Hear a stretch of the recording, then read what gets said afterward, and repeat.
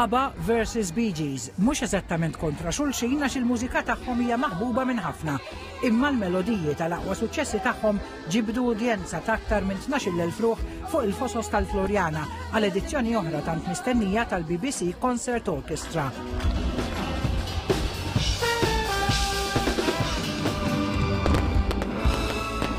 Issa fis-seba' edizzjoni tiegħu dan l-avveniment sar wieħed mill-favoriti fost dawk li jżew u l-kalendarju ta' sajf Malti. Il-BBC Concert Orchestra kienet magħmula minn aktar minn 70 mużiċist flimkien ma' Sur Mastu l-kantanti Natalie Paris, Nathan James, Oliver Thompson u Kirsten Joy. Għal din is-serata naqgħet ukoll il-preżentatur rinomat Brittaniku Ryan Clark. Organizzat mill-MTA l-Awtorità Maltija Turiżmu l-kunċert ra l-udjenza tqatta' lejl tisfen u tkanta tant il-fosos tal-Furjana trasformaw ruħhom f'ċelebrazzjoni kbira u maquda ta' mużika.